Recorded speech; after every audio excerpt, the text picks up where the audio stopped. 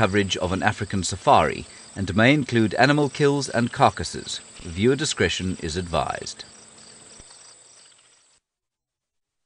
Welcome to a muggy and misty and cloudy sunrise safari. We're in search for the royal family. This is Safari Live. Ready.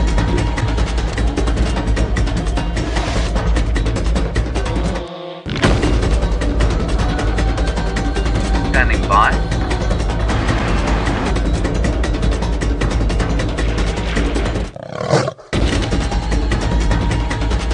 Five, 4, 3, 2, 1. You are live, you are live.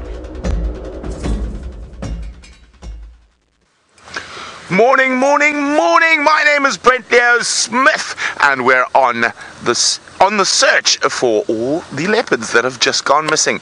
Mostly Karula and Hasana. Shungila has been around, but we've got to wonder, where has Karula been? Hopefully, the answer will be revealed shortly. Well, isn't that she'll be back? We're not going to be able to know where she has been. As I say, I suspect she is mating, but she might not be. We're going to have to wait to find out. And of course, remember, hashtag Safari Live if you want to get hold of us. And do that on Twitter. Now, I'm making my way towards the area around the treehouse waterhole. It is where Shungile was left last night. Now, I haven't gone straight to treehouse. I'm doing a wider loop, seeing if there's tracks of any other leopards in the area. Her brother Hosana, or hopefully her mother Karula. Last I heard, Hosana is happy and well, but to the south of us.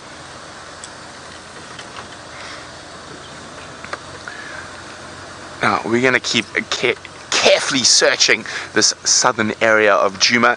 While we do that, let's go say a good morning to Jamie. A very dark and cloudy good morning to all of you. And of course, this sort of weather does nothing to dampen our spirits out here on our live safari, because it is perfect big cat weather. And that's what we're going to be searching for this morning. My name is Jamie, and this morning Senzo is on camera with me. You excited? Yeah. And Senzo's here on his job interview, so obviously, as we said yesterday, I'm sure you'll all be very welcoming, as you always are, and of course completely understanding, because this is such a different, I don't even know, I'm not a cameraman, but I can only imagine it is such a different requirement and such a different set of skills. And apparently Senzo's been doing very, very well, and I'm sure he will continue to this morning. So, this morning we're going looking for the Nkuhumas, but I have to say, so far it does not look positive. On the pre-show I mentioned that Taxon and Aubrey, who are guides at Djuma itself, the lodge where the guests stay, we all went in the same direction, which made me feel somewhat hopeful that perhaps there was something drawing us all here. But Tax and Orbs have gone straight off to my right into Buffelshoek, which is an area that we unfortunately can't drive. Every lodge and every place has sort of got different places that they can drive in. And for us, Buffelshoek we can't go to, and that's where the lions have been hanging out over the past few days. And it doesn't look as though they've crossed onto Djuma yet. I'm going to go and check the gate anyway, just to make sure that they haven't popped out of that little corner. And then, failing that, well, we shall see. Should never have completely set in stone plans, because they never really work out the way you had them laid out in your head. And for those of you who were watching the sunset safari yesterday, you'll be happy to know that the bug made its way out of my eye at 10 o'clock last night. So if my eye looks a bit swollen, and it's puffy, and I'm sort of squinting at you, I apologize. I'm not pulling faces. It's just a little bug scratched. What shall we find for you today? Come on, lions. I'm thinking lions, Karula, shadow. I've got so many big plans in my head.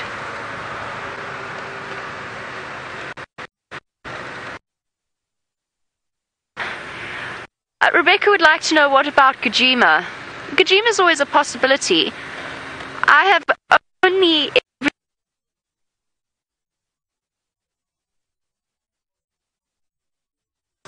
Well, we're still searching for the leopards. We've checked around a couple of mud holes that are real big favorites of the royal family.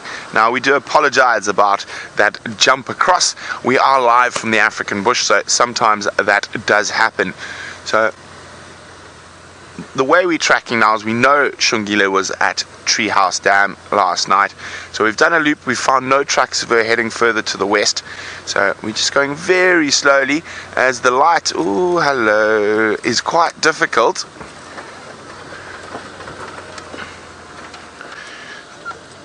And the question has been answered. Did she leave Treehouse Waterhole last night? Indeed she did. So here we go. Here are tracks of little Shungile. And she's come up here, and I haven't seen where she's gone off the road. So if you look carefully, you can see her tracks here. Now, in this particular spot, it's quite difficult to say whether they're from this morning or from last night. I'm trying to look for the tracks of scorpions and other nocturnal critters, see if any of them are over there. And there wasn't any wind or anything last night, so the tracks are going to remain quite clear. Let's just have a quick look a little bit further down. Now, another thing we're looking for is tracks of the doves. Well, the doves probably aren't too active yet. And there we go, little Shungile's tracks. So I think it might be worth a closer inspection around those mud wallows. And now that we know for sure she's left the vicinity of the Treehouse Waterhole.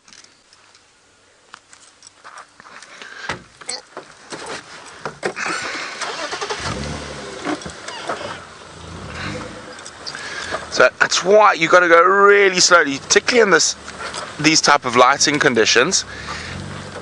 It's because you can miss tracks very easily, and even though I don't need the lights to see where I'm going, they help throw shadows over the tracks on the road. Now we're gonna keep checking around here very carefully. Hopefully she's not too far away. While we do that, let's go say good morning to Byron.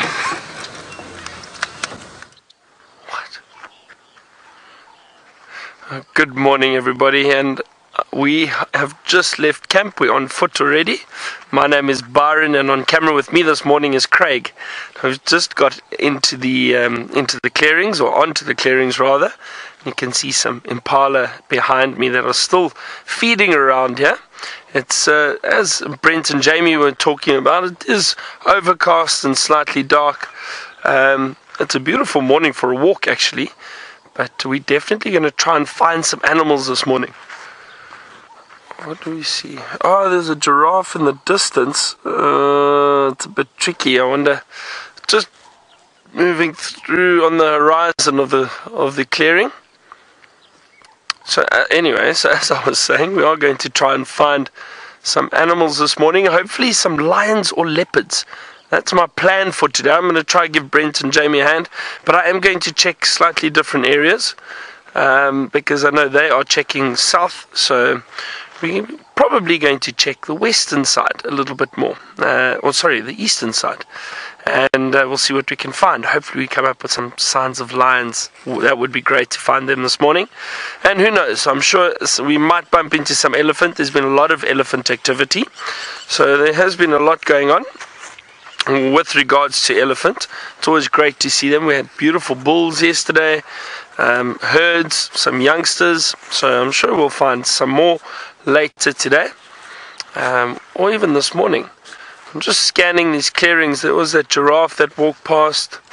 Just trying to have a look if there aren't perhaps some more wildebeest around here, or some more Impala, and perhaps some of those animals have moved off already and into the thickets to go and feed. Now, while we're walking, we are looking for tracks. It makes it a lot easier for us to find tracks walking around as opposed to on a vehicle. You take your time, you're closer to the ground, and you can see the tracks a lot clearer. Dear, let's see what we can find, if there's anything interesting that we can show you with regards to tracks. A lot of Impala tracks and wildebeest tracks here at the moment, but they run, Craig. It's Impala in the bushes next to us. I just heard the long grass. Have a look at that. some Impala in there.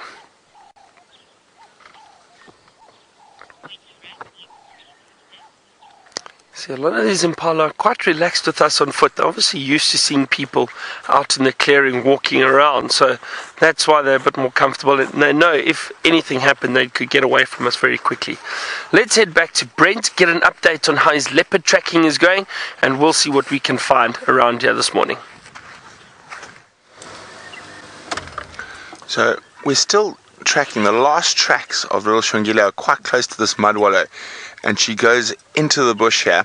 Now, of course, this is a favorite spot around the old quarry, these mud wallows. So I just want to check very carefully. And of course, we're listening for any upset birds or squirrels. I'm just going to go have a quick look on the boundary, make sure she hasn't managed to sneak across. Now, I'm not seeing any tracks on the road yet, but that doesn't mean she hasn't gone through here. She might have meandered her way through the long grass.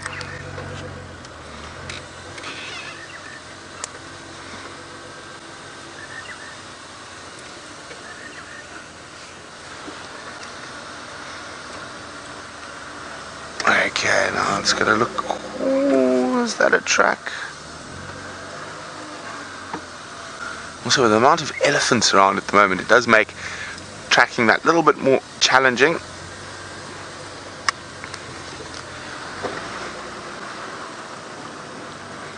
Okay, here she is. That's not good for us. She's gone across here. Now, of course, that doesn't mean she's necessarily crossed. She could meander around the boundary.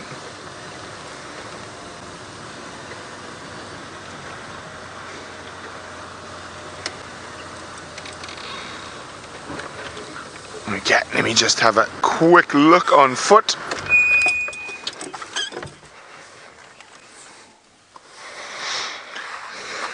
Okay, so here her tracks are here. Dup, dup, dup. This is not good for us. Bye, Shongololo. So here we go. She's crossed the boundary. I just want to have a quick look. Yeah, she's carried on straight. She's actually heading straight towards the area where Hasana was last seen. That is not very good for us. Now, of course, the animals are able to go wherever they please. We, however, are not. The different farms are owned by different landowners, and there are different lease agreements for traverse, etc. So unfortunately, for now, we cannot traverse to the south of Djuma, and hopefully that'll change at some point. But at the moment, the leopards are allowed there, but we're not. So I know for 100% that Shongile has left, but that doesn't mean Karula couldn't have come back. So I'm going to head down the southern boundary a bit more and see if we find any other tracks. Hasana might have snuck in as well.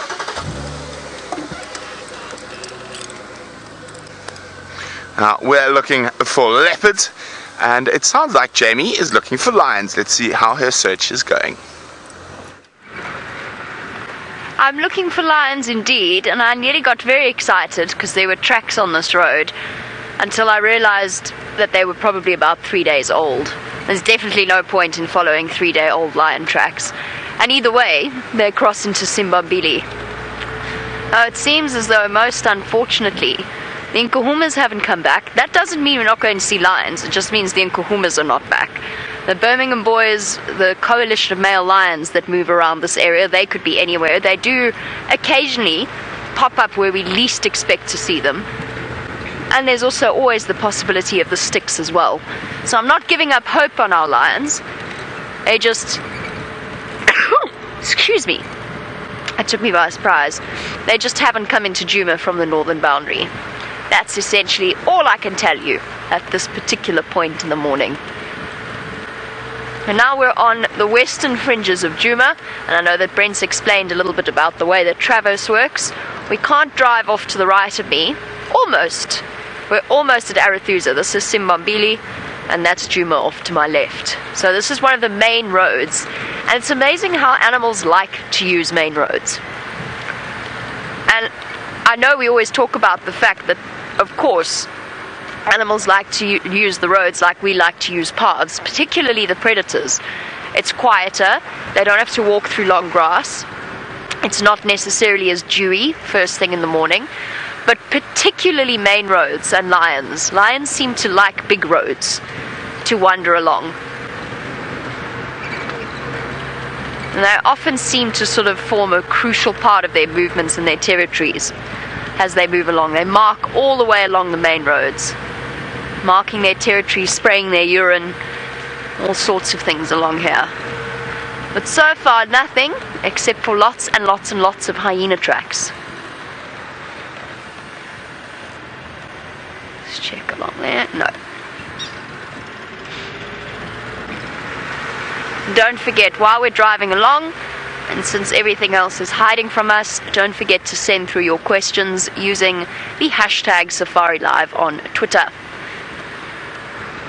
Apparently there was an earthquake throughout most of South Africa yesterday. Actually, it started in Botswana, and I happened to be on the phone to my mum, who lives in Johannesburg, and my brother, and she was talking to me, and suddenly she said to me, "Jamie, my bed is shaking." And I thought that she'd completely lost her marbles. And my bed is shaking, my curtains are shaking. Then she started calling for my brother, who in the beginning didn't feel it, and then I just heard lots of shouting and some interesting language, and then the phone went dead. I got such a fright. Anyway, it turned out they're fine. It turned out it was something like 6.5 magnitude earthquake in Botswana that made itself felt pretty much all the way throughout the country except here.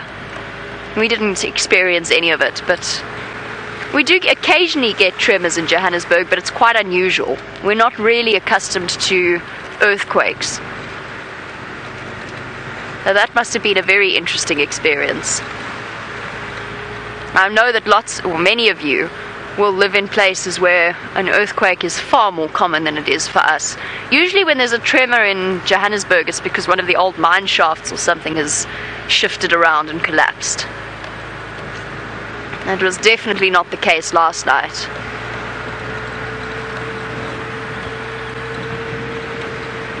And then there were a couple of very amusing jokes comparing, or just wondering whether or not it was our local currency falling or just an earth tremor, which I found quite hilarious. Might as well laugh.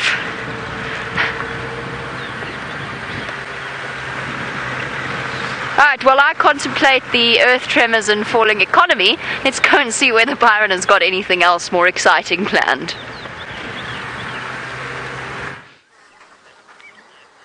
So I haven't found anything just yet, Jamie, but as I mentioned, there are a lot of tracks around, and I just wanted to show you some of the antelope tracks that we are looking at.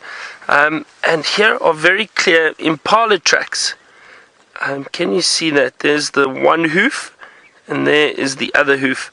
So it's not a very big track.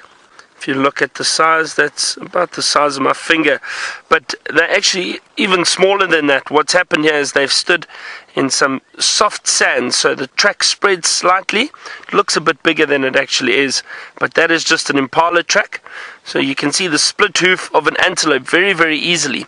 Now the wildebeest track would be much larger. The wildebeest track would be about that big compared to the Impala. That's about that big.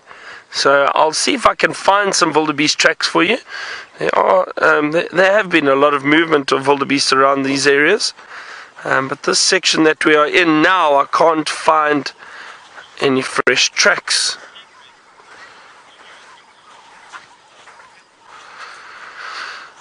Cameron, you asked which land animal is the most difficult to track. Now, I think, well, it's difficult to say. I mean, if you really had to go into it, and small animals, for example, scrub hares and that type of thing, leave very, very faint marks in the sand. It's not easy to see their tracks. So, I mean, you could say that would be very difficult to track and find. However, with tracking assessments and that, a lot of the time they gauge you on, firstly, track identification, and then following and finding a leopard, because leopards can be elusive and it's not always easy depending on where they move and what areas they move through. So part of the assessment, tracking assessments, a lot of the time is to track and find a leopard. They could be difficult to track, but you would probably see their tracks a lot easier than some of the smaller animals.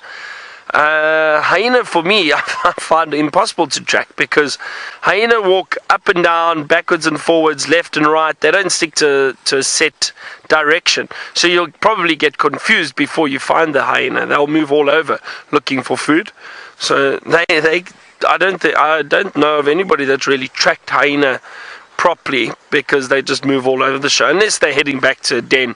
That's quite easy, like we had yesterday morning. We saw tracks of an adult heading back to the den site, and we got to find her there. I'm heading down to the dam. I understand there is a little frog close to the dam cam that everybody would like to know what it is, so we're going to go and have a look at that and see if we can identify it. I think I have an idea of what it might be already. So we'll see. I'm just scanning carefully, because somebody said there were lions in this area last night. So I'm not sure if that was a correct update, but I am having a good look. See if we can't find any fresh sign of these lions anywhere, if they were around. I think I heard a Texan or someone mention that, but I don't think they got to see them.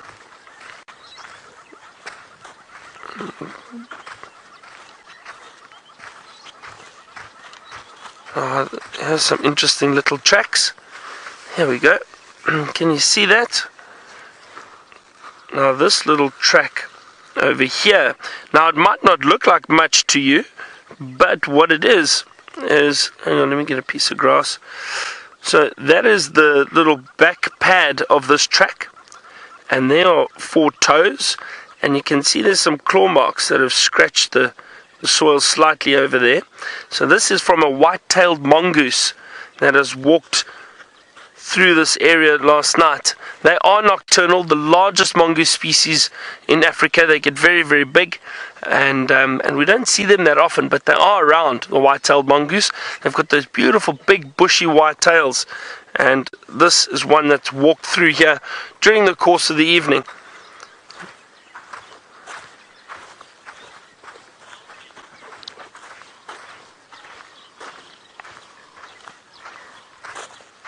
Lorry tracks definitely tell a story of what has happened in an area. Now they say tracking is probably one of the oldest sciences around today. It is really, really a crucial part of finding and understanding animal behavior. Now, to give you an example, you can see tracks. You'll be able to tell if an animal's been running, if it's changed direction very quickly.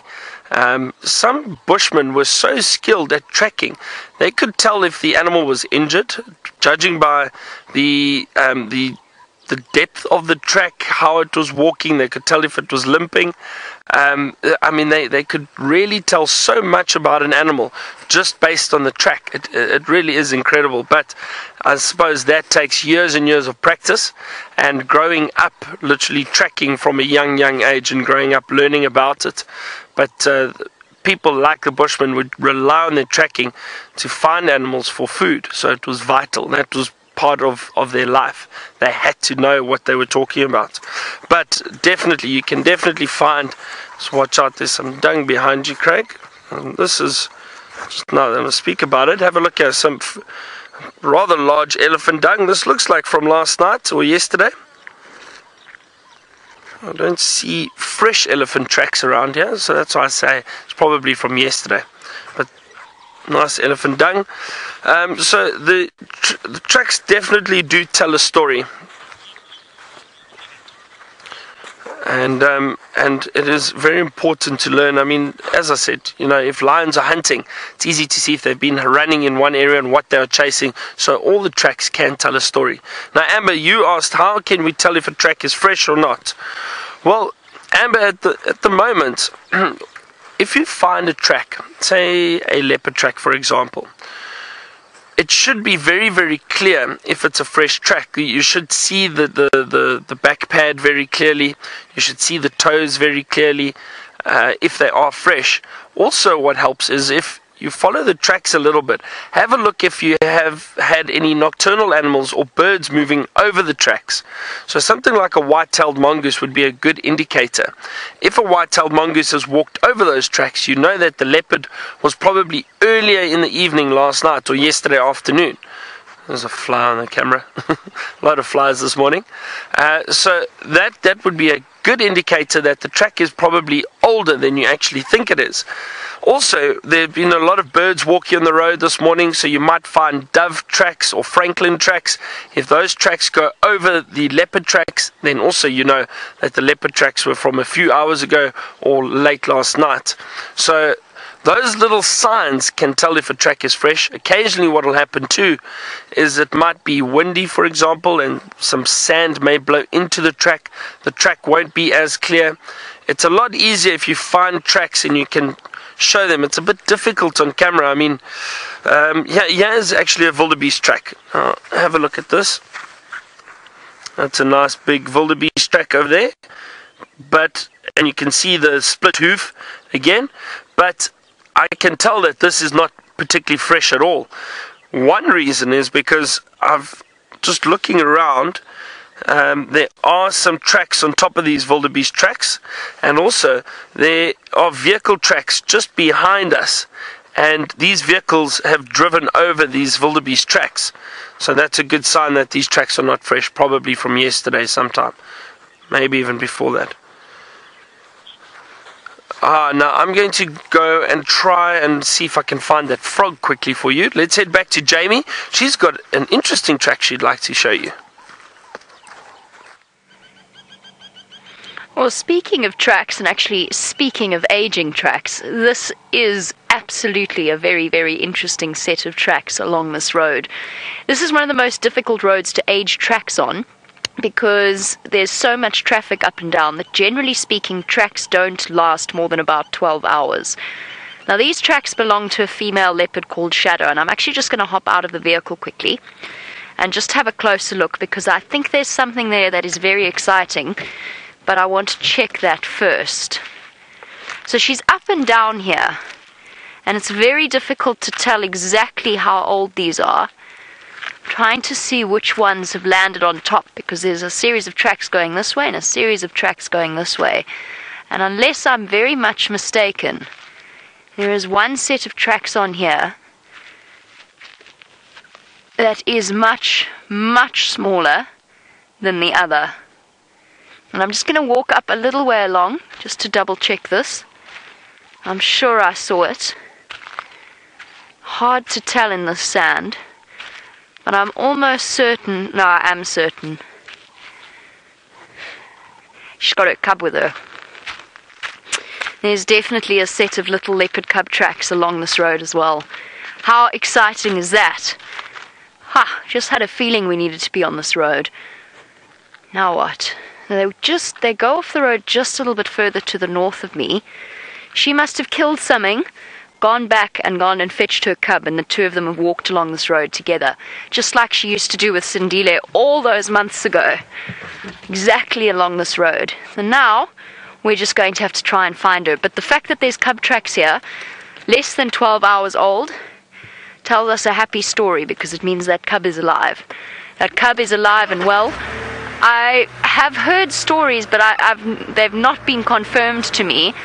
But I heard rumors that the second cub didn't make it, but I still don't know exactly whether or not that's been confirmed.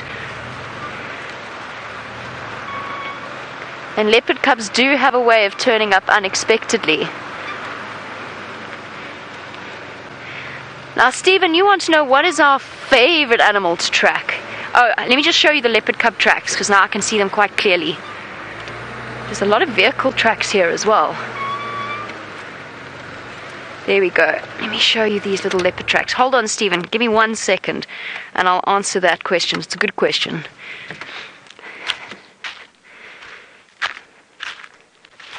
These tracks here. Can you see them there, Senzo? These little tiny, tiny, tiny, tiny paw prints. That's the back of the pad. The toes are smaller than my fingertip. This is a very tiny little leopard cub that walked along this road. And they've come out of here and gone that way. Alright, let us see what we can do. So Stephen, what is my favorite animal to track? It's a difficult one. I agree with Byron about hyenas being one of the most difficult. I find them very, very tricky to track. Absolutely the case.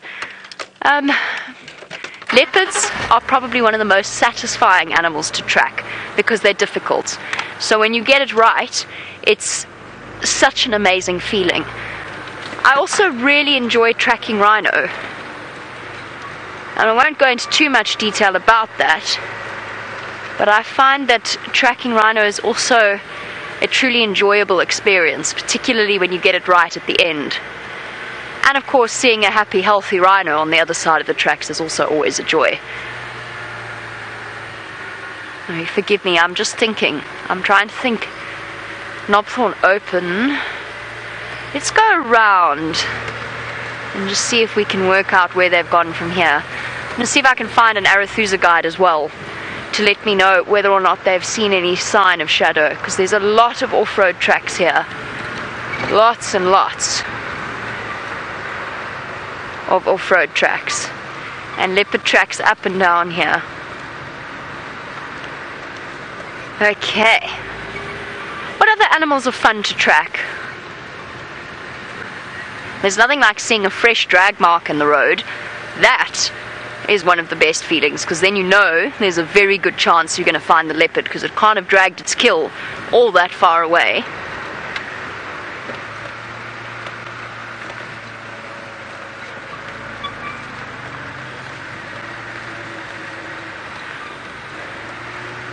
I'm going to concentrate on tracking down a leopard. In the meantime, Byron has accomplished the tracking of a creature that's probably more difficult than a leopard and a hyena combined. He's found a frog.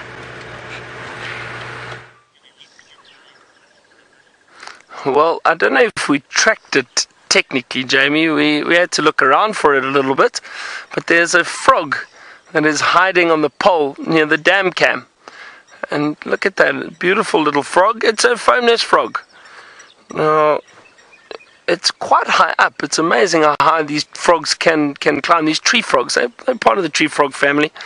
These foam nest frogs are really beautiful. And now some of you might be thinking, but why is it so white? So interesting thing that these frogs do, and Jamie touched on it a little bit yesterday, talking about estivation.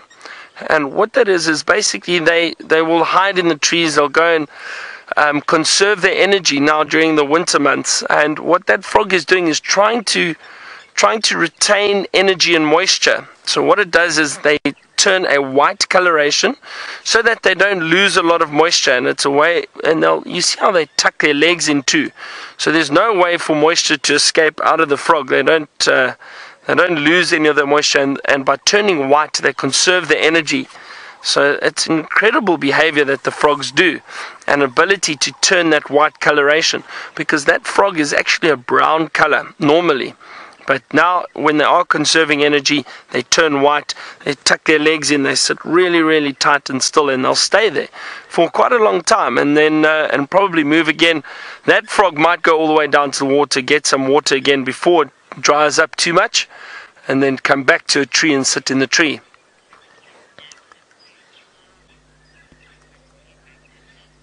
So the dam cam seems to be on us now.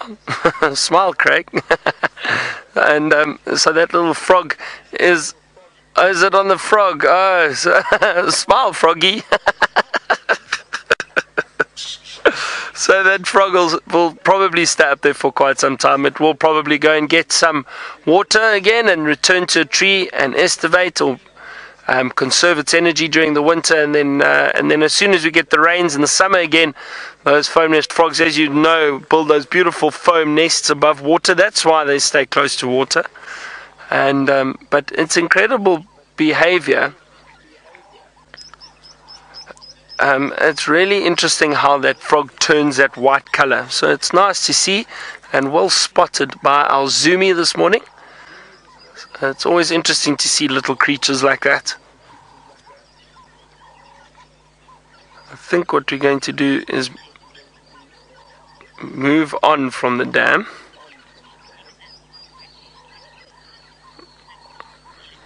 Literally, yes. So as I was saying, this frog like that can stay in the same area for quite some time. So to see it there for 24 hours is completely normal. It may even stay up for a week sometimes. I've seen frogs in an area. They might move around the tree a little bit, but what's probably happened is it's decided to sleep there for a day or two. But it may stay on this tree for anywhere up to a week or 2 weeks. I've seen that many times before, how frogs will stay in certain areas.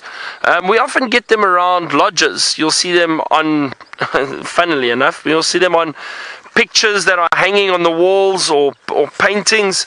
You'll see the frogs go and they sit behind these little pictures and they hide there or on top of the pictures. So you see them around lodges regularly. So a lot of brown-backed tree frogs or the or foam nest frogs, a lot of them, they turn that white coloration and they hide and they conserve their energy and they'll sleep there. So it's not unusual to see one staying in an area for that long. Laurie, they're not poisonous, no, not at all. No, even though they turn white, occasionally some people associate white colors with poisonous colors. It's that aposematic coloring or aposematic coloring. That is color which is associated with poison. Now, a good example would be the African monarch. We know they are distasteful, they are poisonous, but they've got bright orange and black and a bit of white on them. So that is aposematic coloring. Now, one of the frogs that we have in this area that is poisonous is called the banded rubber frog. Now, they're small frogs about that size, but they're black in color with bright red stripes down them. So that immediately, those are warning signals, warning colors that they are poisonous. These little brown-backed tree frogs or the foam nest frogs, they are not poisonous at all. I'm just having a look here. Beautiful termite mound. Now, Annette, those little frogs, when they're in that state, they won't feed at all. They just conserve their energy. So much like reptiles do. Reptiles go into a hibernation state. The snakes and that, they basically slow down their metabolism completely. Crocodiles do something similar. Same thing with frogs. Slow the metabolism down, change that color, and then just conserve energy and burn off energy very, very slowly, so they won't have to eat. But I'm sure if they get active at night within the next week. Mythology, you were asking if they are affected by the heat. These frogs, they are indeed, and that is why they turn white, so that the heat doesn't affect them as much. And now, like I said, there's still a lot of water around, so that means there are a lot of insects. So these frogs will still be able to feed, they will still get moisture and water, but they're starting to lean or move into that winter state where they conserve their energy. There's not a lot of food around for them, so that's why but you'll find them throughout the year. They go into a state of rest, and that's exactly what this frog's doing. Sorry, a lot of flies around at the moment. The joys of walking. Justine, I'm sure a frog's skin would be sensitive to the sun. I don't know to what extent though, but that is usually why they pick shady areas where they can hide from the sun, stay out of the heat. I think it's more a case of the sun baking down on them will cause them to lose moisture, so they don't want that. So that is why they hide in the shade somewhere and out of the sun. But I'm sure a frog left in the sun would dehydrate very quickly and probably die, so that's why they'll try and hide in the shade. I'm not sure how sensitive the skin actually is to the sun, but I'm sure it would be, if you touch a frog, very, very soft skin, so I'm sure it would be quite sensitive.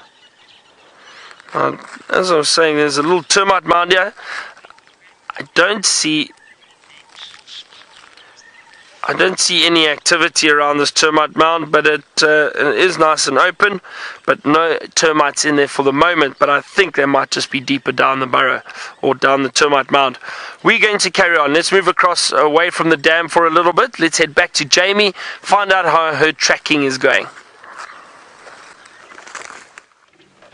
Tracking is going very well. We found a giant acacia click beetle that is currently below Senzo's feet. Senzo's got 1 foot up on the seat, and I'm going to just try and get it out for him ever so quickly.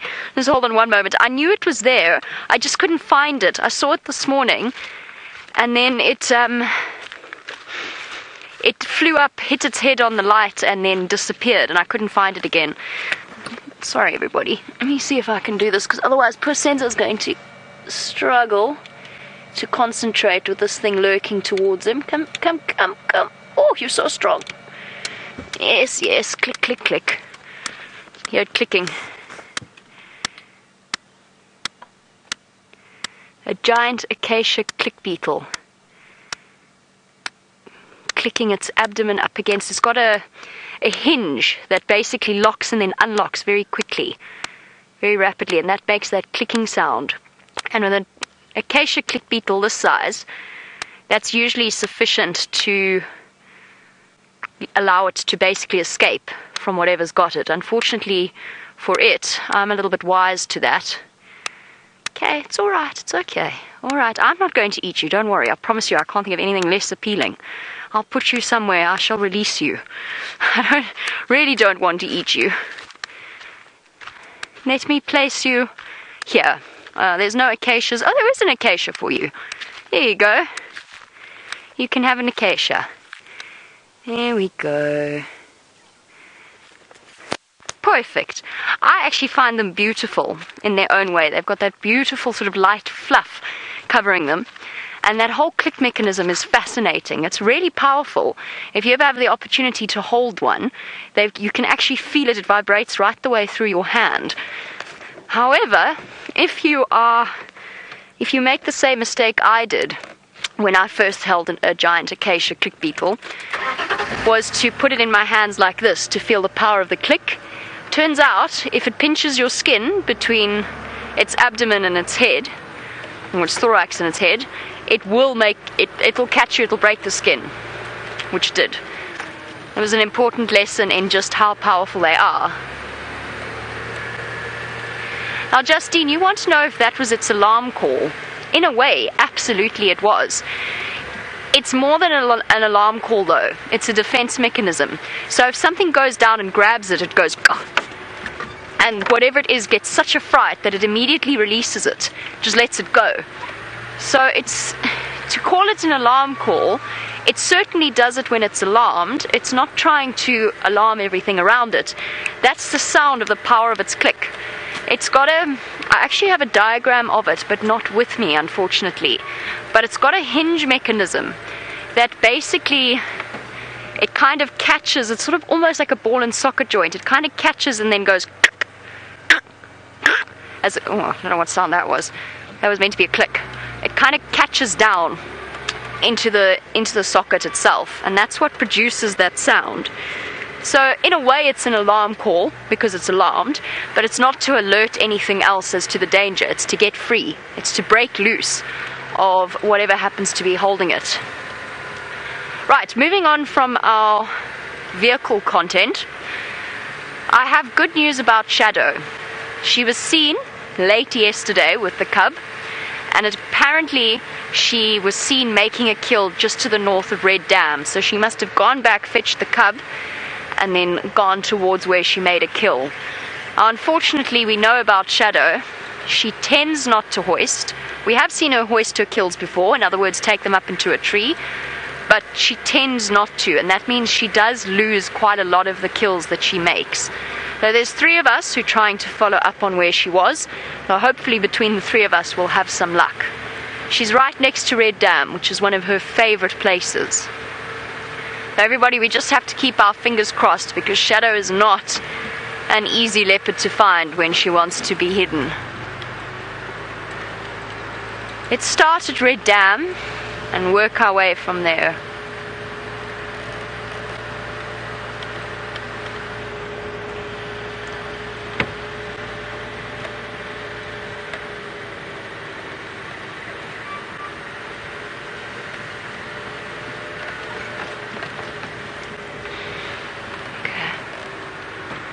Let us go and scratch around.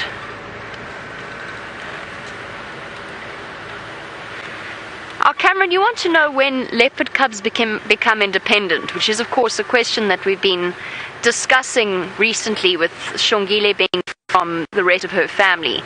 Generally speaking, you'll find that females in this area will become independent sooner than their male counterparts. That's just because their lives sort of naturally follow a cycle that's a little bit easier to that of a young male. Nothing's ever easy for a wild animal out here.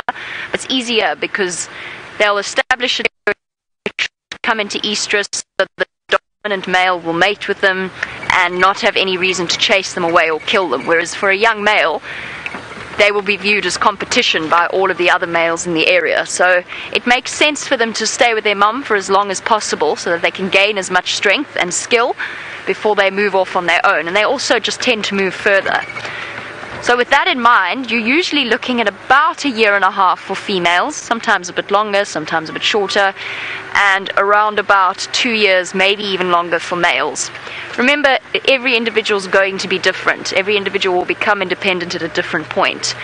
So there's been questions about whether or not Shungile is actually just separate because she's becoming independent. She is becoming independent, but I don't think that's why she's separate from Karula. Not yet. She's what, 15 months now? No, 14. It is 14 months. She is 14 months old.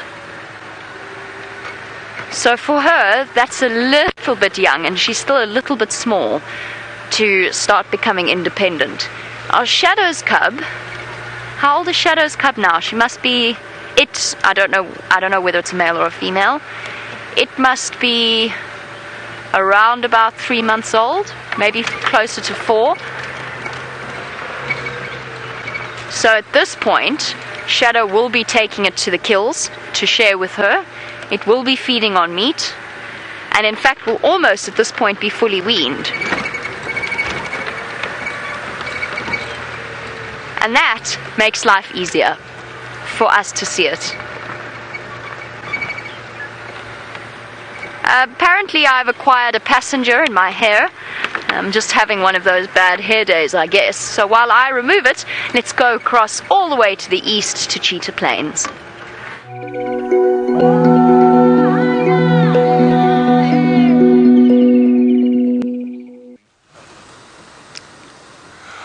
Well, the most light loaded through the cloud. Now, hopefully it's a bit of a quite an ominous morning. Now, unfortunately, I found no other tracks on Gowrie Main, and I was the first vehicle out and along that road this morning. So I'm pretty confident that Karula hasn't come back in, or Hasana. Hopefully Shungile is going to go join both of them somewhere down in the south. So we've come now to an area that isn't utilized too much, and we're in that sort of southwestern sections of Cheetah Plains, looking for what was her name? Kuchava, and also Quarantine. I heard there are some lion tracks around Cheetah Plains open area, but it sounds like they've gone into Mala. So we're going to start here from the west and just slowly make our way towards the east, towards the boundary.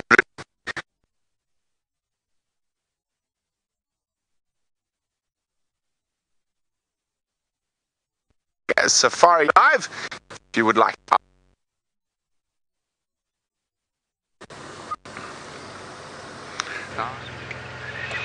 Oh dear, it seems as though Brent has disappeared off your screens. We do apologize. Sometimes feels like we're about to roll into the dam. Sometimes we just lose signal in strange places. Attacks of the gremlins is what we call it. So we've arrived at Red Dam, so your timing, as unintentional as it was relatively well done. Because as you can see, we're at one of Shadow's absolute favorite spots. She has spent in the past quite a bit of time around this waterhole. And generally, she likes to be on the northern side in that thick vegetation over there. We are really about to roll into the water. Let's put the handbrake on. And I'm sorry, I'm also half listening to the game drive comms at the same time, just to hear whether or not anybody's had any luck.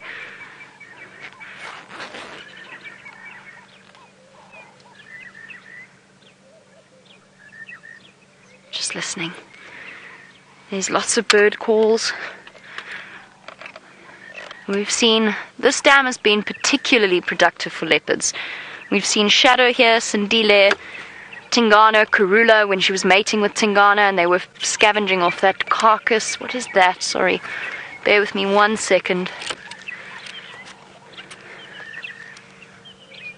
That is a termite mound. Not a leopard. No, not a leopard. How disappointing. Alright, well we better go and find ourselves an actual leopard then, rather than a termite mound.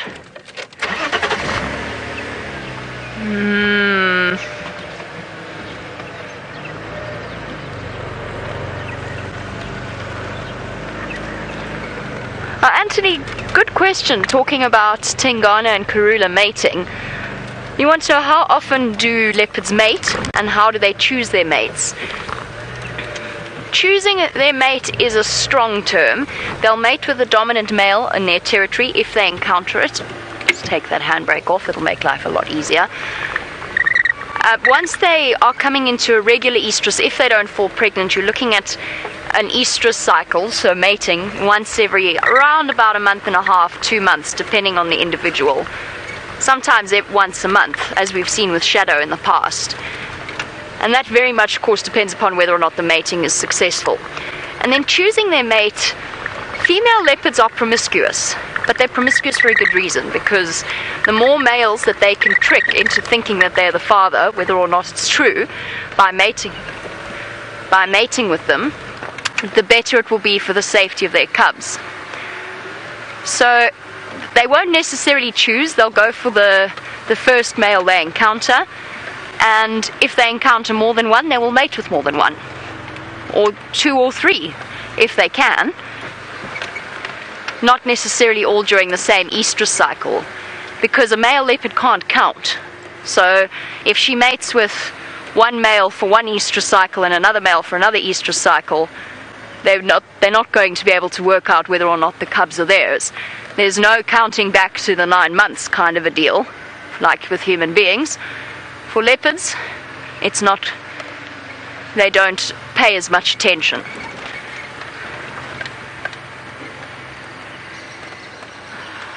Check very carefully. This is one of her favorite areas, and this is where she was seen yesterday evening. And let's just go nice and slowly through here.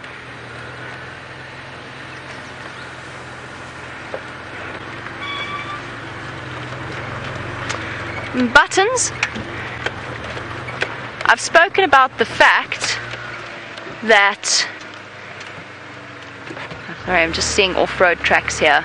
Spoken about the fact that leopards are successful in terms of hiding their cubs away. If they're successful in terms of hiding away their cubs in the first few months, then they'll start to take them towards kills. And you want to know, will they hide them in the bush, or will they hide them in a den site? The answer is a mixture of both. If there's an appropriate den site, a nice crevice, a cave of some sort, they'll hide them away there. The tracks are here. I'm sorry, I'm concentrating quite hard on trying to figure out where she's gone from here. Cub tracks here. These cub tracks are right here.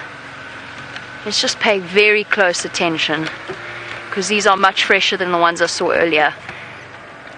Termite mounds will work. Shadow's used termite mounds in the past.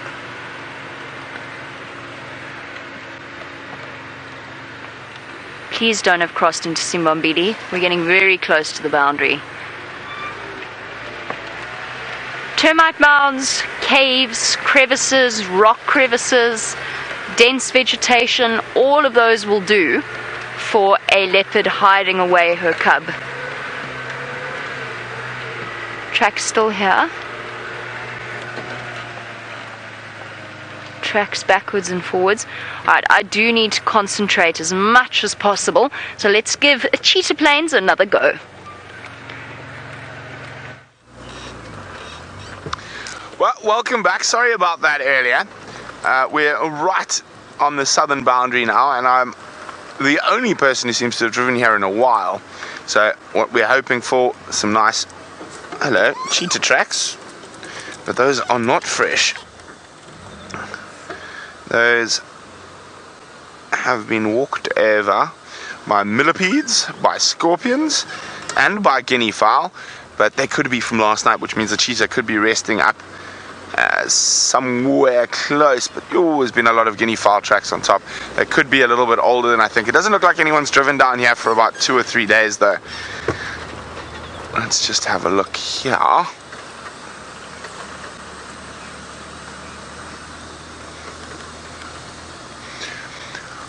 Hi, Stephen. Stephen was wondering what is my favorite animal to track. Well, that's a very difficult one to answer, because all the different animals have wonderful attributes when it comes to tracking.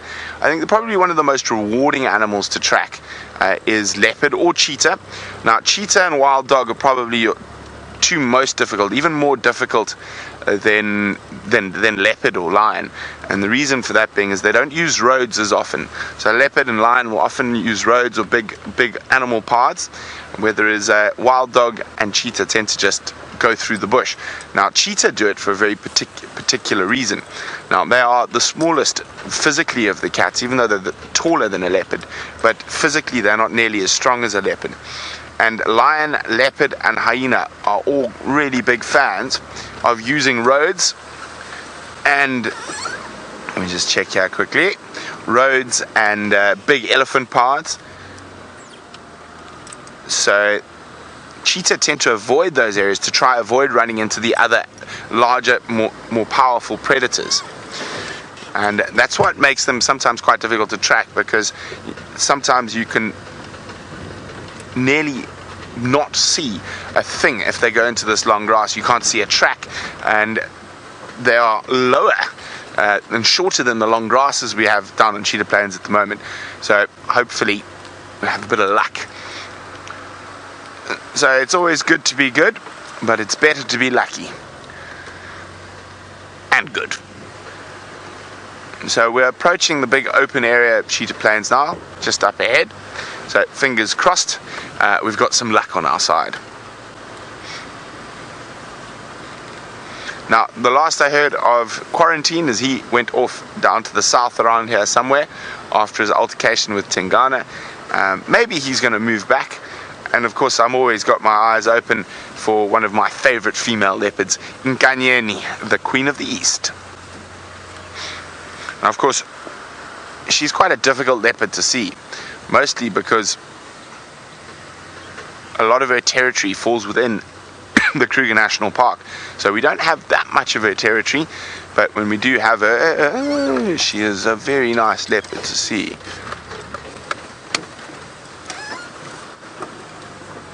Here we go, here we go. Let's have a quick look.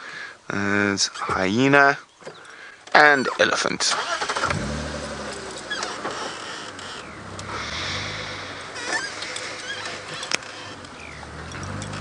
So the last cheetah tracks were heading towards the open area.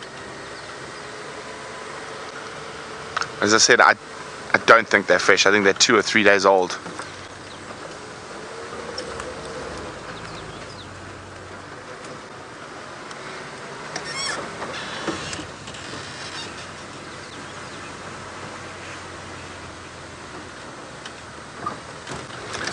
Good morning, Costa. Costa's wondering, do any of the animals have GPS trackers on them?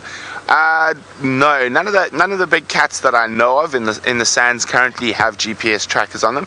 Generally, when there are GPS trackers on an animal, it'll be part of a scientific research project, and where they're busy studying that particular animal.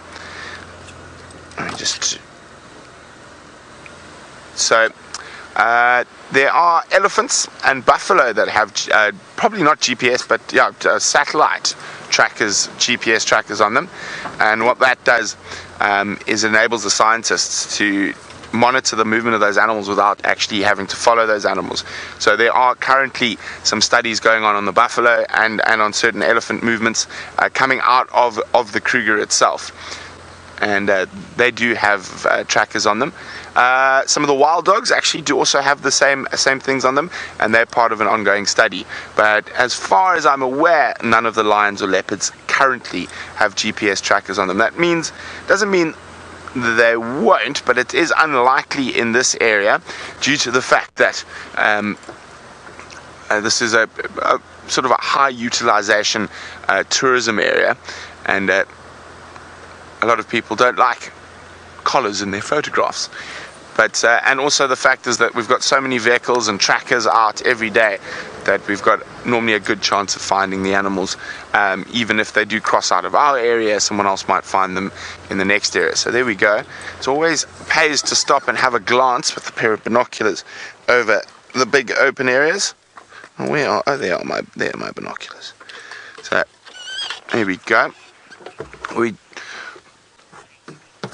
going to have a quick scan across here, see if there's anything that we might have spotted at a distance, and hopefully walking towards us. While we do that, it seems like Byron's found some cat tracks of his own to follow.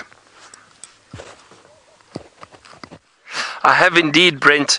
Now, I'm quite excited about these tracks, but I don't want to get too excited yet. Have a look over here. We've got some lion tracks here, lioness tracks. There is the back pad around there, and the 1, 2, 3, 4 toes heading in this direction. Now they head towards the Vuyatela Dam. You can see the back pad over there. So they look like two lionesses. There's one walking on that side of the road, and there's one on this side of the road. And they are walking down here. Now these tracks do look quite fresh. Now the reason why I'm excited is because we just came from the Vuyatela Dam. We didn't see any sign of lion there, and we walked the road on the other side of the drainage line. No sign of lions coming out, but these tracks go down into the drainage line.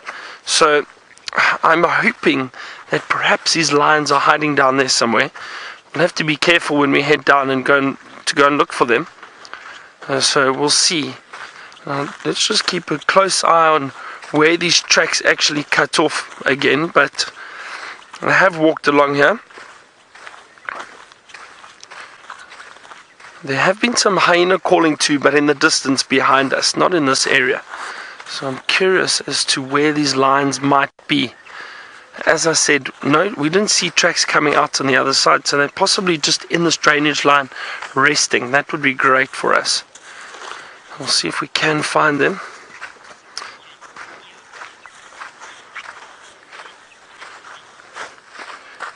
Here's another very clear one. This is a lovely lion track. Again, the lioness, the back 1, 2, 3 pads, and 1, 2, 3, 4 toes. Now, Kiara, you asked, are there distinct factors? So just give me that question again, Rebecca. Distinctions.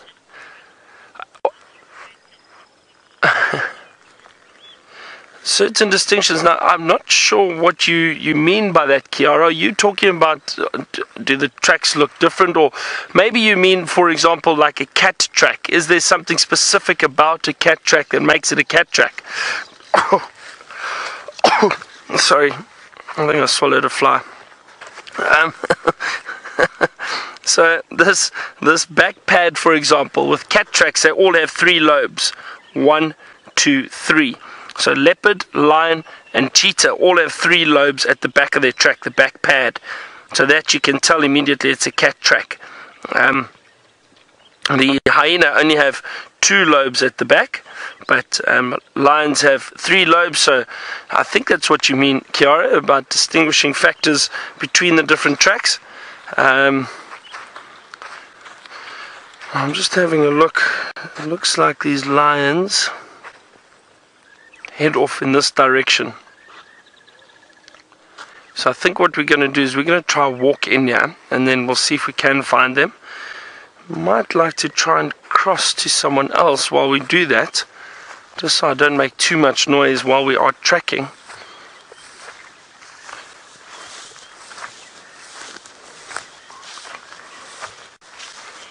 Alright, let's head to Jamie quickly. Let's get an update, and I'm going to check this area very carefully and see if we can't find these lions, hopefully. Well, fingers crossed Byron manages to have some luck with the lions, seeing as they've been largely absent. It's good to know that they have come back onto Djuma at some point. Last night when I finished the sunset safari, there were lions that were elephants that were absolutely furious about something. And it could have been that they were chasing those lions that Byron's tracking. It sounded like their predator trumpeting. I've just come back to where I last had Shadow's tracks. I haven't picked up on anything crossing out. Lots of hyena tracks up and down, which of course is never a good sign. But if she killed something small, she might have managed to hoist it. Okay, let's just go a little bit further on. So I've checked all the way along the boundary. It's a very rocky boundary, which means that there's a good chance, there is a chance that I've missed her tracks going across there, especially in this light.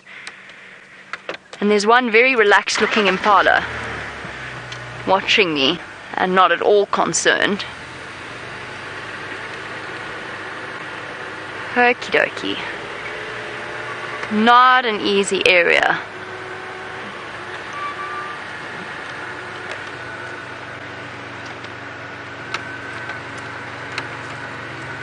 Just one more check around this corner.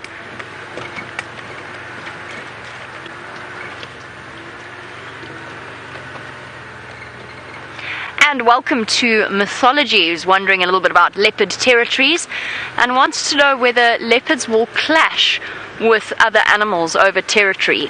Not over territory, no. So they're strictly territorial with each other, but not other animals.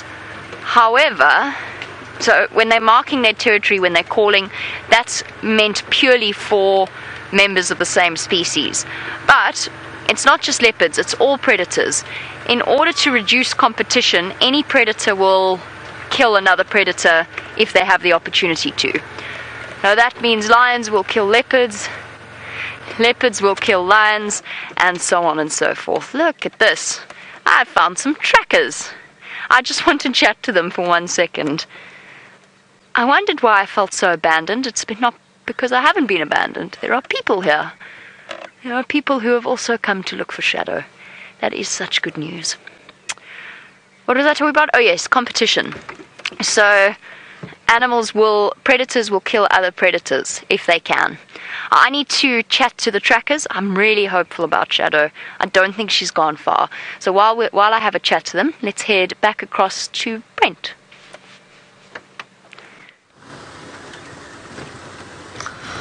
We found the lion tracks crossing into Mala Mala, so we're going to leave that area. The last cheetah track was heading sort of more east.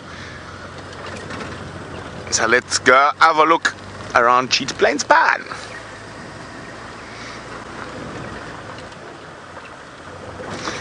Ooh, it's quiet down here, but as it gets drier and drier, Cheetah Plains is going to start becoming more and more productive.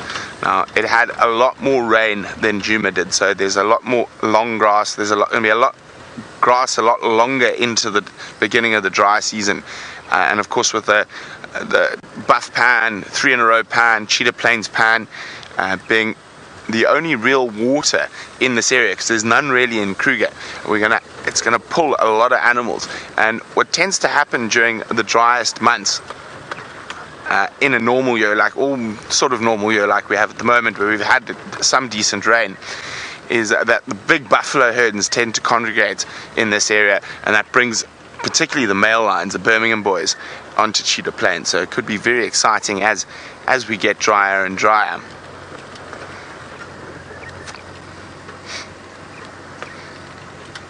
And of course, we're just going to move very slowly and see if we can spot anything whatsoever. Now, there's been very little sign of elephants down here, but that's probably because there's so many elephants up around Djuma and Arathusa and Chitwa at the moment that the Ellies tend to be focusing their attentions in that area. And again, these open grasslands are going to attract elephants as we get closer and further into the dry season. One of the exciting things about that, and about the fact that Cheetah Plains is so close or was on the Kruger boundary, is you often get animals that are not quite as used to the safari vehicles coming out of that the wilderness areas in the Kruger. Now, on top of that little bush there's one left, but there's some very upset Rattling Cisticolas. Now, which one are we looking at? There. Left, this side. So don't watch my hand in the screen. Yeah, so they've gone forward. But so there's some little birds alarm calling. You hear that psh, psh, psh, psh. It could be a snake, it could be a mongoose, it could be a cheetah. So that's why we're going to have a quick look. And they're very upset. Not just a little bit upset, it's a very upset bird. Could even be a leopard. So let me just stop here. We just want to have a quick look. You can still hear the Cisticola. Okay. There they are. Okay, so a little bit to the left. A little bit more to the left.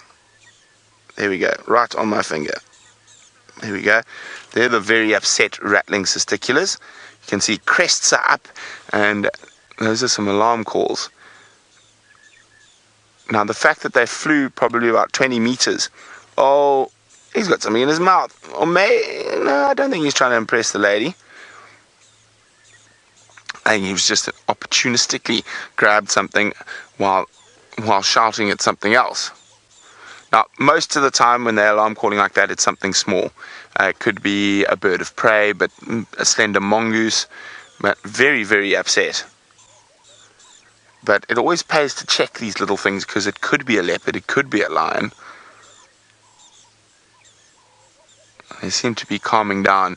And when something like a slender mongoose is spotted, and they get alarmed call like that, they'll just move away quite quickly. Alas, nothing there. So let's keep moving. And again, all those little chances like that. I mean, most of them don't work out, but 1 in 20 do. And it's always really satisfying to be able to find an unexpected big cat following bird alarm calls.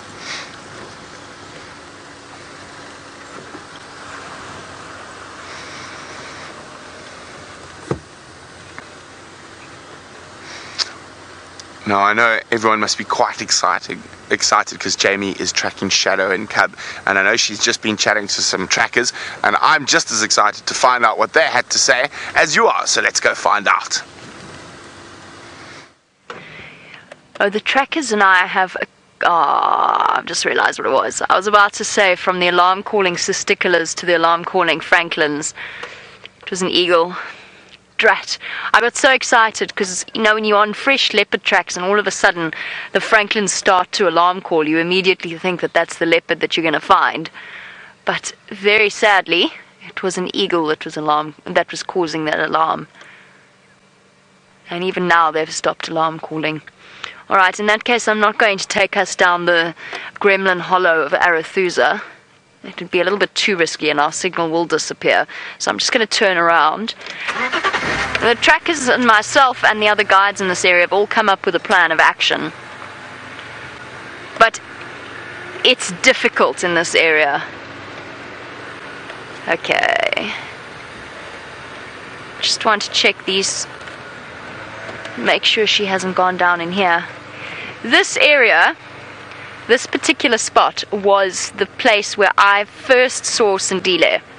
Now, Sindile, for those of you that don't know or unfamiliar with these leopards, Sindile was Shadow's previous cub, and of course he's become famous for the very unfortunate dog incident where a feral dog wandered onto the reserve and Sindile caught it.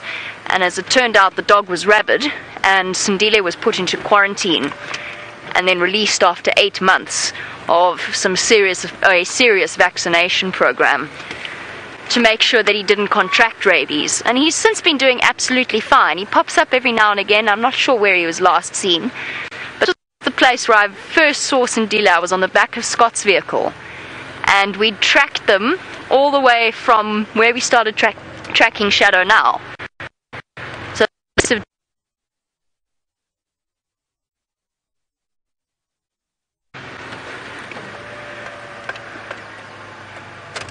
and Sindile was much larger than Shadow's cub is now. The only thing that I can see at the moment is a calling Cape turtle. Never mind, it's gone. Cape turtle dove. Figure out where our leopards have gone, and with that, let's go and see from the big leopard tracking exercise to a lion tracking exercise. Let's go and find out how Byron's doing.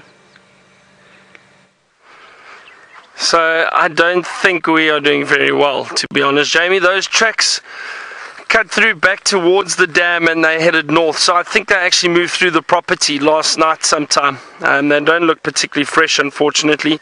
I'm surprised that if they did go past the dam that nobody saw them on the dam cam, so I think it was last night sometime. Anisha, you wanted to know what would happen if we bumped into lions on foot. Well, Anisha, usually probably two scenarios would happen. So the one is, or three, let's call it three. The one is you find them and you see them before they see you, and they don't pick up that you're in the area, and you move out and you viewed them and you moved out. That's fine. The other scenario is you see them and then they then see you and react in a way that lions generally react. They'll get up and move away and try and get away from you quite quickly because they see us as potential predators. So they're nervous about us, especially during the day. At night, their behavior does change slightly. They're a bit more curious, and they'll come a bit closer because we can't see them like they can see us. So at night you've got to be careful of lions. But the third scenario is you find them or you bump into them and these lions get a bit aggressive. They growl, they'll warn you, and if you don't move away they may mock charge you and come out, and literally they'll stop 2-3 meters from you if they are trying to get you away, especially lionesses with cubs. They will be very, very aggressive. So those are the three scenarios that would happen. But generally, and in my experience, lions choose to get up and move away from you quite quickly. They don't hang around. They're not sure what you are and they don't like that, so they'll choose to move off. I'm just trying to see if I can find, I think I found some here.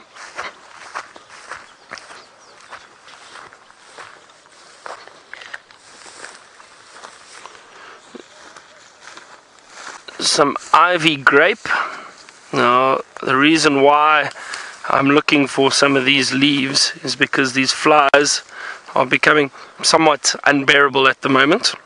So apparently, and again I don't know if this works that well, but if you rub some ivy grape on yourself, it does stink. It doesn't smell very good, but apparently, and it's kind of helped in the past.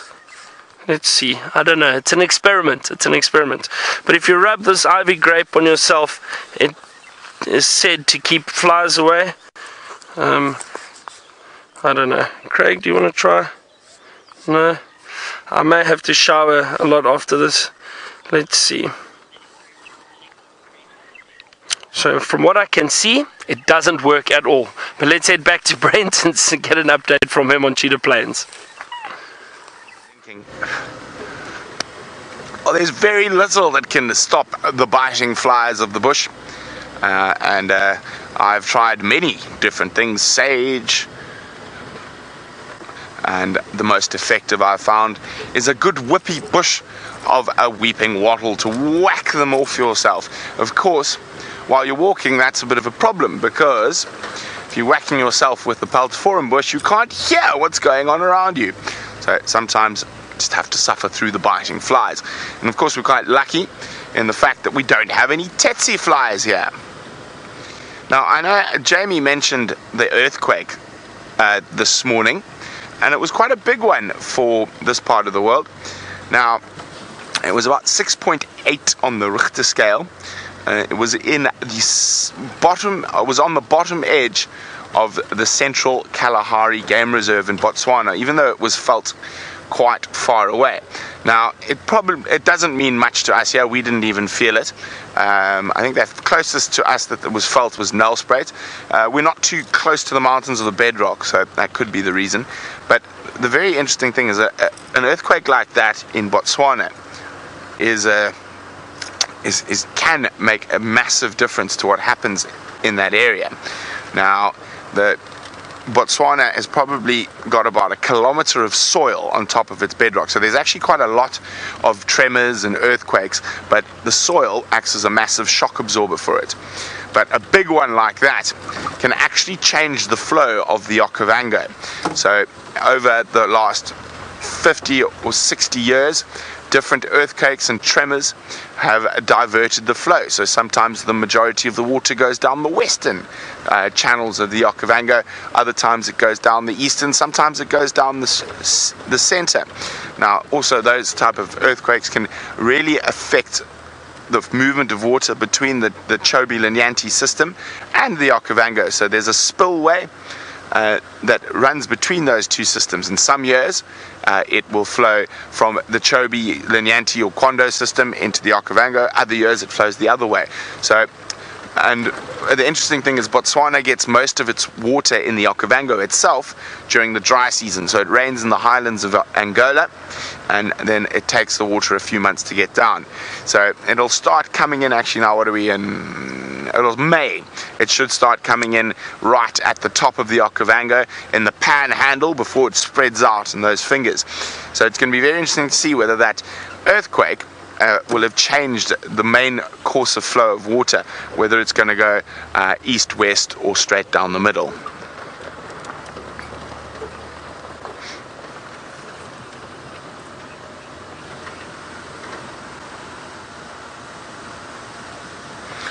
Mr. G is wondering, can animals sense earthquakes early?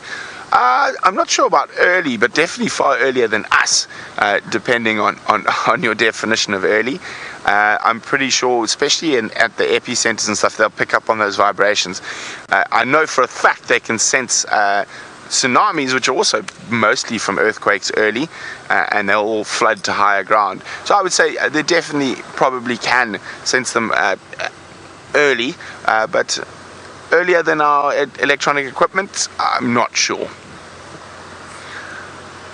Now we're going to do one last check through Cheetah Plains now, and we're going to check through towards Cheetah Plains Pan itself.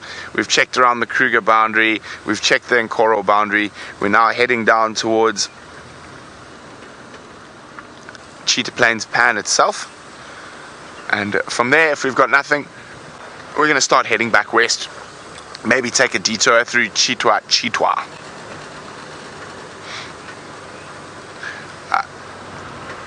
Red is wondering, do I know of any casualties from the earthquake? Nope. As I said, it was a massive earthquake, a kilometer or two under the ground, but throughout most of southern Africa it was just felt as a tremor, even quite close to where the epicenter was. So as far as I'm aware, there are no casualties from it. You must remember, it's got that massive shock absorber of sand sitting above where the actual fault line itself is. Now that of course is quite lucky, and obviously where fault lines come to the surface and they don't have those shock absorbers of sand or whatnot on top of it, it can be massively destructive.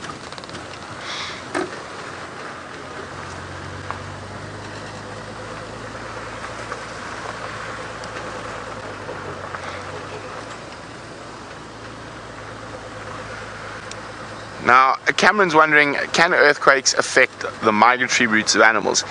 On a very small scale, Cameron, like I was chatting about the Okavango Delta, so there could be more water going to the west, so there'll be more zebra and wildebeest moving towards the west, or it could force the Savuti to flow again, or the cylinder to flow again, and moving animals into those areas. But very small local migrations in an area like that, nothing that's going to sort of really massively change their migrations completely.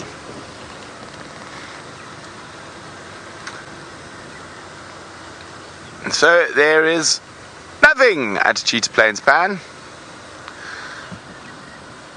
And I was hoping there might be in Kanyeni or Vutomi or tracks of either of the two, or Quarantine, Cheetah, some lions, but alas, nothing. But we will not give up, and I know Jamie is also working hard searching at the moment, so let's go see how her search is going. We will not give up indeed, Brent. We will continue our search, high and low. I've gone for a walk around Red Dam itself, no luck there. The trackers are walking sort of to the north of Red Dam. I've driven round to the eastern side. Shadow, where are you? Where could you possibly be? Or has she given us the slip completely and vanished to a totally different side of the reserve? That happens sometimes. But let us try this road. This is where the Nkuhumas camped out for a while. It's where we saw them on the TV, the very final TV show that we did in January, February. So we've had luck on this road before. Not that we ever think of things in those. Well, it's actually quite difficult not to. Even though your brain tells you that rationally you're not going to see the same animal in the same place unless it's on a kill. You still, when you've had a surprise sighting on a road, whenever you drive along that road, your brain automatically starts to look for that animal. I don't know why. Maybe it's just me, but I find that I do that a lot.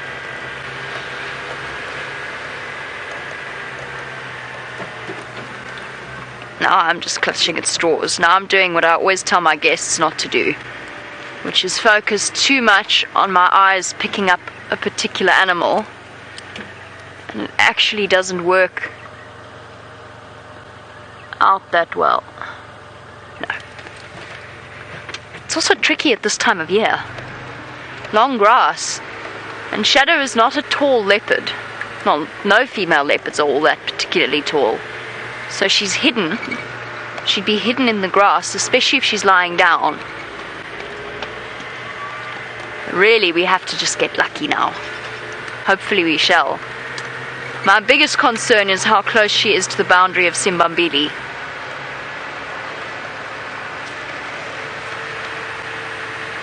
And it's cloudy today. Ooh, how do you feel about a cuckoo? I didn't realize yesterday because I was so busy frantically trying to get the show started that it all... The beginning of our sunset safari yesterday was a bit of a, not a disaster, but a bit rushed. I didn't even realize yesterday that I'd seen the dark Jacobin morph. If you have a look, there's a bird in that tree over there. Hopefully it doesn't decide to fly away. It is a Jacobin cuckoo, not the dark morph this time, unfortunately. Can you see it there?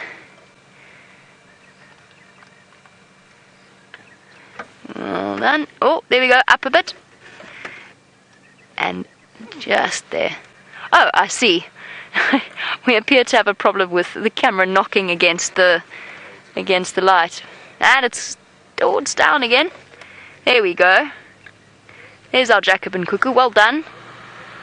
Oh, hello. Here comes Roy. Oh, sorry, hold on. Got to move out of his way now. He appears to be going somewhere in a hurry.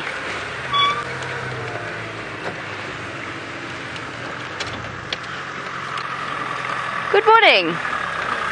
How are you? Good, thanks. How's it? How are you? Good, thanks. Hi, guys. Sorry? No Nkonzo Funyari, no. I haven't picked up on any coming out here. Okay, chop. Cheers, guys. Bye.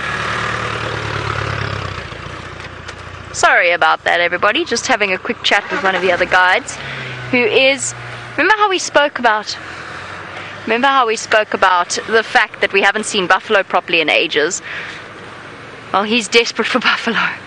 He's asking me whether or not there's any tracks of them coming out on this road. And unfortunately not, I'm afraid. It's amazing how they've just disappeared. Apparently, for one of you, this bird was number 92 on your bird list. Unfortunately, I didn't quite hear who it was. Buttons! Buttons! Sorry, it's impossible to say buttons in an angry way. It's like trying to say the word bubble angrily. So Buttons, it is number 92 on your bird list. I'm glad that we could oblige. I'm very happy for you. And thank goodness, because they're about to disappear. Well, speaking of animals that definitely could disappear, but hopefully won't, Brent has got a surprise for you.